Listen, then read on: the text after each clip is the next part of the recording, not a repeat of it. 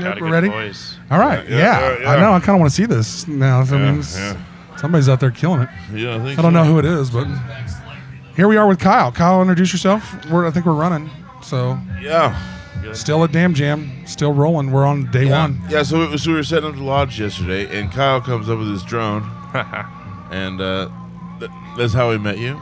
Yeah, I literally was like, damn, these guys are setting up a TP. Let me fly over here and get a shot of them setting it up. And then there was like, yo, what's up? And just here we are. Said hi from there. Now. Yeah. So Kyle's a 19-year-old videographer out here running all around everywhere, getting great shots, just putting killing great videos it. Yeah, together. Killing it. We saw some of the stuff that you put together yesterday. Looked awesome. Absolutely. Great stuff. Yeah, he brought his whole setup. He's got his whole computer out here and everything. So he's I mean, you guys do too over here. So it goes without trepidation trying to get all this shit together. But yeah, I was like, I had 2 bags worth of cables to bring out here, just because I got to hook up like 4 external drives and all that shit. So dude, uploading video is not a fast thing to do. Oh, my cards are pretty fast. It's more of just I got a lot of them, so it's kind of annoying. I've got like micro SD, SD, external SSDs, external hard drives, and then internal stuff as well. That I'm all just like sending files all over the place. I keep it organized somehow. But I don't know how you guys keep all that shit together. So how'd you start get involved with the Damn Jam this year? So it was through a business networking company called WIBA. Stands for Wichita Independent Business Association, and they're basically like a different chamber of commerce for Wichita. And so Damn Jam joined them, and I'd also recently joined, and I met CJ, their marketing person. And she's great. Yeah, she's great. And she was like, yo, we should meet about, you doing some video for us. And from there, it was just discussing sponsorship packages and just planning it out. And so excited to be here. Awesome. So how long have you been doing drone footage? Just recently, actually. So I've had it for about two months, and I've had my license for about a month and a half now. So pretty recent. I haven't gotten my physical license yet. That takes a while. Yeah, people don't understand. Like, you can't just buy a drone and run it. Like you have to. You can if it's for fun. But if you're doing it for either a business that's hired you or for your own company and trying to make money off of it, like, you gotta have a license. Really? Yeah. Yes. That's news to me. Because you got to know about airspaces and how high you can go and all that sort of stuff. Yeah, like probably areas where the power lines and shit are. You got to just kind of know some shit. Not necessarily power lines. It's mainly about other airplanes in the area. There's like B through G airspace, and the B, you basically can't fly. And then G is, you don't got to worry about it. It's open airspace. And then in between, it's like different feet levels. So yeah, that's why I'm just now thinking in my head, I'm going, how drones get high enough to affect other aircrafts? Oh yeah. So think about it in Wichita when they're landing, they're getting within. Yeah, I live on the west side of town, so the airport's not far from me. So. Yeah, so they're getting within 300 feet of the ground. Drones, when in G airspace, they can go up to 400 feet. So obviously, if everywhere was G airspace, you would have a lot of drones hitting planes. Sense. That makes sense. So normally, we're only allowed to go up to like a few hundred feet below where they're going to be at. So within like a mile of an airport, you can't fly at all. Can't even be over there. Nope, unless you get a waiver. But yeah, for something special that they're doing or something. Yeah, so you're gonna film the airport for some reason. For sure.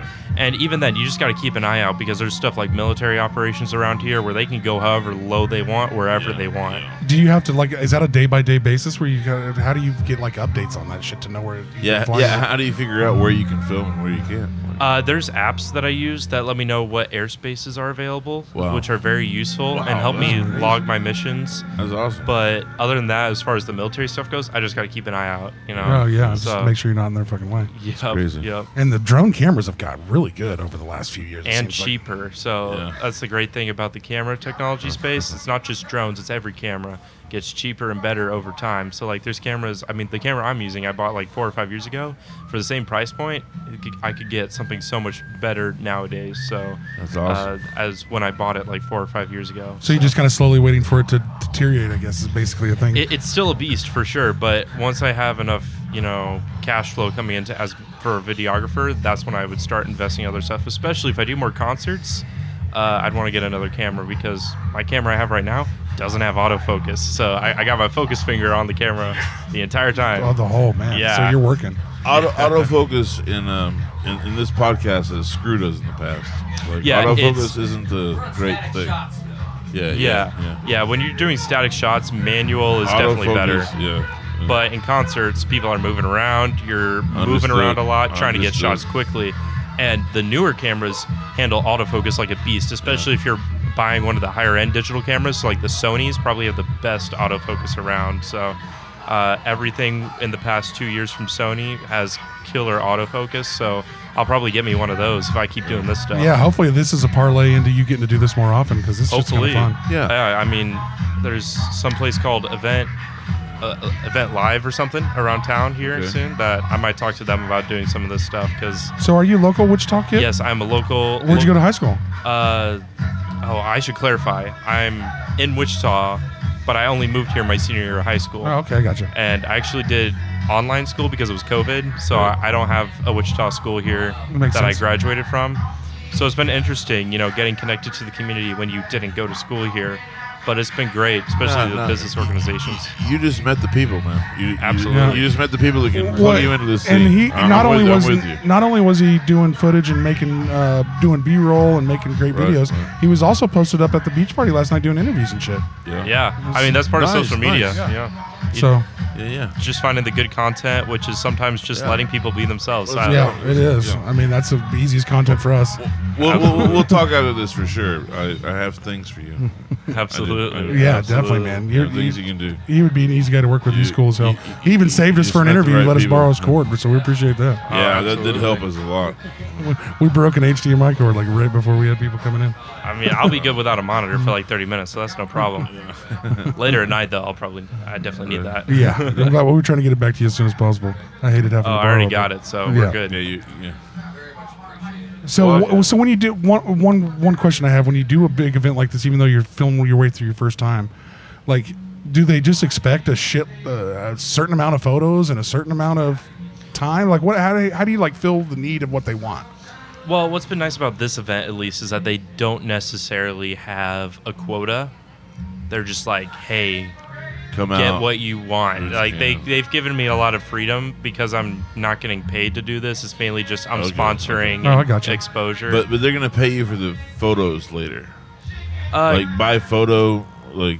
No, actually, how it works is this is mainly just an exposure event for me. So I'm just doing this all for free. Like I got my T-shirt on. I'm just walking around, walking advertisement right now. Same as man. We're doing it for free too. Man, hey, no.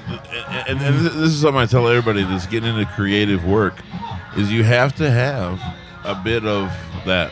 You have to have something that you've done. You have to have like a repertoire. This is a resume. This is my portfolio. That's the word I'm looking for. Portfolio. My portfolio. Like this is stuff I've done.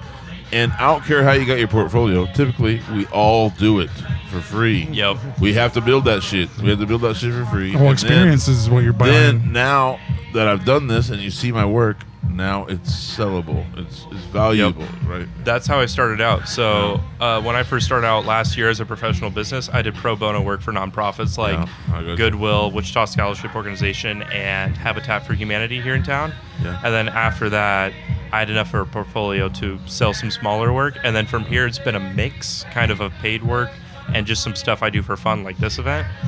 But the footage you get from here, you can really sell to clients. Man, like you get some absolutely. And I'll tell you, another video he just put out last night was really good. I mean, Jason was super pumped about it. Yeah, and we just posted a video for the Nation of Patriots where I recorded the kid who did this awesome national anthem guitar solo. Mm-hmm. Yeah. And the 14-year-old kid today. Yeah. Yeah, that's gonna be good footage. And I recorded that, and then I put that behind drone footage of them coming in. Oh, nice. So, this man is working hard even on site. No, it's been fun, though, because I get to add stuff to my resume. I get to have fun. And I think it's going to add a lot because, like I said, like you said, the free stuff means sellable stuff in the future. So I've got a few companies that are probably going to pay me to do drone stuff, and that's because I've done free drone work. I've gone out and taken pictures. You always have to prove it. You always have to prove it. Absolutely. And I will say, like, there's a lot of videographers that are really good at running their equipment, and they take beautiful pictures and stuff. Great. But when you're making videos, like, and clipping them together, like, having good taste to make the videos flow right and look right and pick where the people look good and the stuff looks right, and like you have an eye for that. I feel like, and it's just in some of the small work that I've seen from you. It's mainly, I think, a lot of social media creators nowadays are focused on flashy subtitles and transitions, and they aren't worried about the basic cuts. So literally, the the Patriot ride that I just put out. There's no titles, there's no effects, there's no transitions. It's literally just jump cuts the entire way through. But if you just cut it correctly, you know, it flows nicely. And it looks good, and it looks a little more authentic to me instead of just kind of goofy. Yeah, sometimes the transitions are way too much, and you got to scale it back. You want to keep it simple. I mean, they get into that like fading in and out and shit, and it gets a little crazy. So, where can we find all your stuff? Where can people hire you? Where can they see your work? Where can like pimp your brand? Let's put a T-shirt up here. Yeah. So right here. I got a few things. So I've got my website, krvideoproductions.com, and then I've got my socials, kyleritty.videography. So Ritty, RITTY. So it's like Ritty. my last name abbreviated. Gotcha. So, and then obviously KR Video Productions also has an Instagram handle. And then from there, it's really just, I like it to do face-to-face connections. So if I ever see you, I'll probably talk to you about it. So, Well, we're doing that right now. Charismatic 19-year-old kid out here working his ass off doing fucking great work, man. He really is. Really beautiful work. I appreciate you stopping in for a freaking interview, man. Thank you, man. Yeah. I appreciate man, it. if you're around Wichita, like we'll get with each other on social media, and we can do a full show. We do an hour-long show.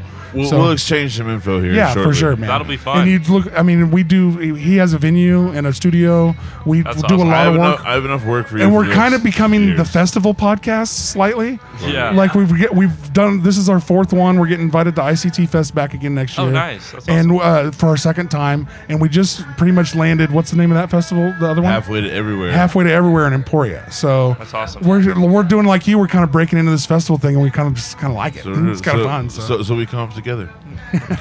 We come up together. That is part of it. Sometimes you got to find people who are also trying to get that exposure, trying to do something new, and you got to partner with them. Let's do that. But you don't want to mess it up. If you find the wrong person that doesn't have the drive, it's really just going to drag you down. Yeah, because we try to keep pushing, man, all the time. For We don't like to say no. Like people are like, "Can you make this happen?" I'm like, "Fuck yeah, we can make this happen." I get that 100%. Yeah. I have taken jobs and then called John and be like, "Hey man, Hey John, can we actually do this? I've done that. And like today's a great learning curve, dude. We'll take our fucking lunch today. We thought maybe we could run and go live on YouTube with the Wi-Fi that they have out here. Big fucking nope, that doesn't work. No, So we're just gonna have to invest in a hotspot so we can have it for these things. You know, you live and you fucking learn. It's real fine. quick. Yeah, I'm not gonna admit to knowing everything. That's for goddamn sure. Kyle, love you, brother. Yeah, thanks for doing this. And Appreciate you'll be around, of course, all day tomorrow and everything. So Let's right. go. Oh, absolutely. So yeah, we're hanging with Kyle all weekend. So Yep. Yeah. And don't freak out if you see a drone this weekend. That's me. So those things are getting okay. So real quick on the drones, those Yeah. things used to be loud as a motherfucker. it's still kind of loud. They You can are still hear a it. little They're loud, loud. but They're they're loud. getting better. It depends on the size. A lot of them are very small, and you can barely hear them. Mine's about medium size, and you can hear pretty well. And then there's some like big ones. for Some the of them, big they be up there productions. tearing the sky up there. Yeah, they're so loud. I kind of want a big one to follow me around these festivals just for the fan effect. just to move some air. Even around. the medium one, you can Just feel move the air. Yeah, around. you can. You Move can the make. air. they're- high up. Great. I bet those things That'd go be fucking beautiful. way up in the air. I gotta have to drive one of these things one time. All right. man. Anyway, All right, I appreciate it. Thanks, Kyle. Thanks for coming on. Everything. We'll get with Kyle. We'll put all his credentials in the bottom of Yes, this, sir. so, Yeah. as always. So we appreciate you, brother. Appreciate it.